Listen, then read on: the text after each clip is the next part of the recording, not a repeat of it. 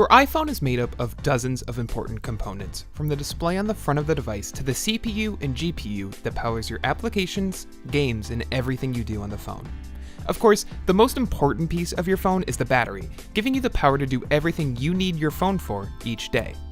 The iPhone's battery had some controversy in 2018, so let's take a quick look at understanding how your iPhone battery works.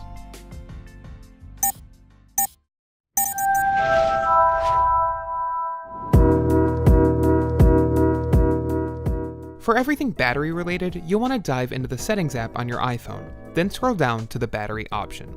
The battery settings within your iOS device give a ton of information on your battery's health, both in real time and overall. Let's take each setting one by one. First, you'll want to make sure you enable the battery percentage option for your iPhone. On iPhone 8 and older, like the device we're currently using, this displays the percentage of your battery right in the corner of your display. On the iPhone 10, 10s, and 10R, there's no battery percentage option. Instead, you'll need to swipe down from the right corner of the display to open Control Center, where your battery percentage is hiding. Next up is Low Power Mode, which can be turned on at will to help save your battery life. This mode reduces or disables certain features including mail fetch, background app refreshes, and automatic downloads.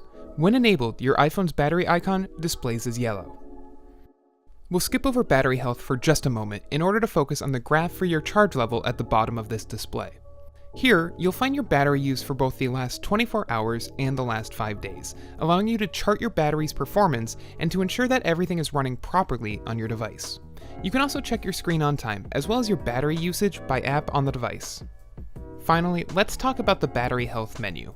Apple made plenty of controversy in 2018 when it became apparent they were slowing down older iPhones in order to help preserve battery health, leading to longer app launch times, lower frame rates while scrolling, quieter speaker volumes, and other issues during day-to-day use.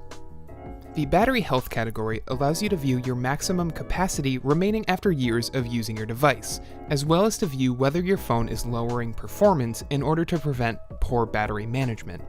If your device's battery is beginning to age poorly, you may want to consider a battery replacement through the Apple Store, which costs anywhere between $49 and $69 without Apple Care and can help make your phone feel new again. If you enjoyed this guide, make sure to check out these other videos you might like and subscribe to Tech Junkie for brand new videos every day.